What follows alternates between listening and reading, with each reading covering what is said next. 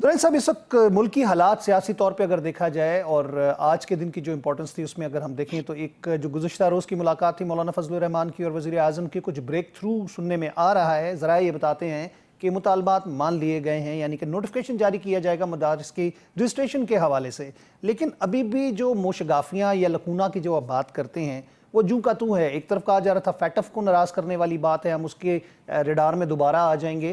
तो आप क्या देखते हैं कि ये डेलिब्रेट था, पॉलिटिकल मूव थी, या फिर ये वाकई में कोई कानूनी हिच थी इसके अंदर? बिस्मिल्लाहिर्रहमानिर्रहीम।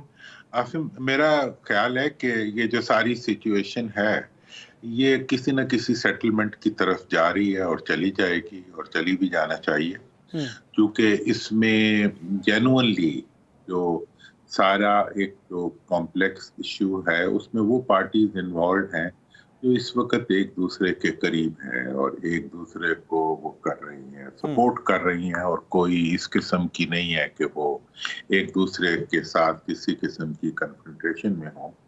तो मुझे लगता है कि कोई ना कोई आपस का बाहमी गुफ्तगू से और गुफ्तशनीद से रास्ता निकल आए।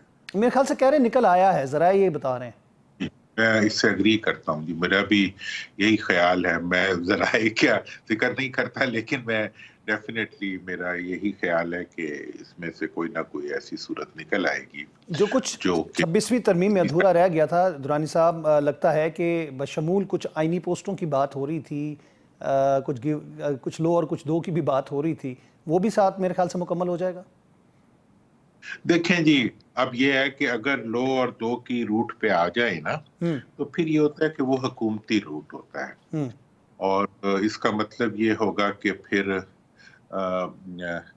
एक तो जेयूआई के लिए ये ऑप्शन है कि वो अपोजिशन की तरफ जाए, दूसरा उनके पास ये ऑप्शन है कि वो हुकूमत की तरफ जाए। लेकिन दोनों ऑप्शन उनका राइट है, उनको इस पे किसी पे वो नहीं किया जा सकता। तो अगर वो हुकूमत के रूट पे जाते हैं और उसी में अपने लिए बेहतरी समझते हैं तो यकीनन फिर तो सेटलमेंट हो जाएगी। और हुकूमत के लिए ये अच्छा शगुन इसलिए होगा कि वहाँ पर अपोजिशन थोड़ी सी और वीक नज़र आएगी, क्योंकि अभी अपोजिशन के अंदर भी वो एक मुत्तहदा इत्तेहाद नहीं है। तो उनके अंदर एक ये जो मसाइल नज़र आ रहे थे कि शायद मौलाना साहब सड़कों पे आ जाएंगे, वो मसला भी हल हो गया, उनकी अटेंशन डाइवर्ट हो रही थी।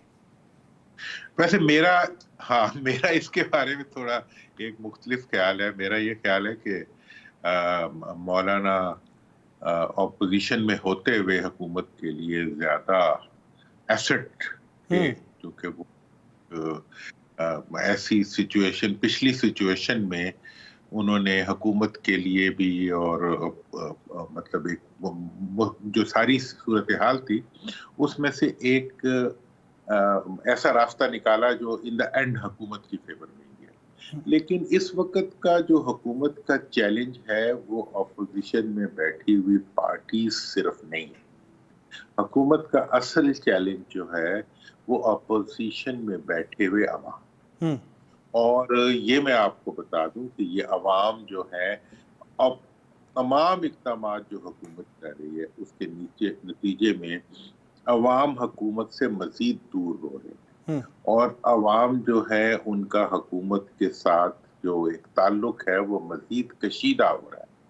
ये चीज जो है ये इस इशू के रिजॉल्व होने से या उस इशू के रिजॉल्व होने से ये सेटल डाउन नहीं होगी।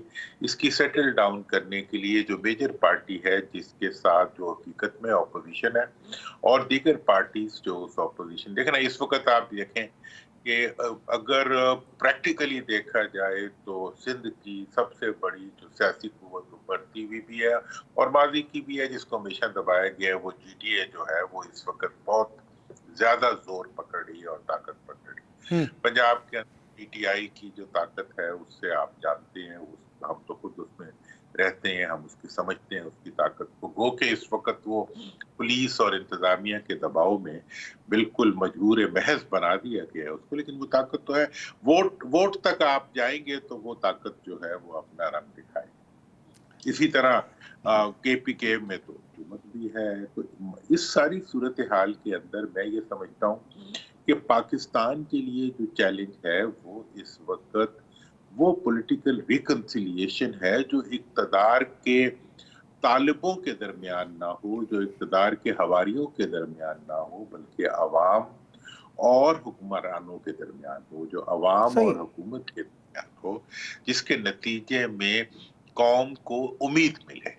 ये उम्मीद देने वाली डेवलपमेंट्स नहीं है, ये खुद को खुश करने वाली डेवलपमेंट्स है। ये हुक्मरानों को हुक्मरान रहने का इत्मीनान देने वाली डेवलपमेंट्स हैं, जो कि हमेशा होती रहती हैं और हुक्मरान इन्हीं पे खुश रहते हैं और एक दिन पता लगता है कि कुछ भी नहीं रहा।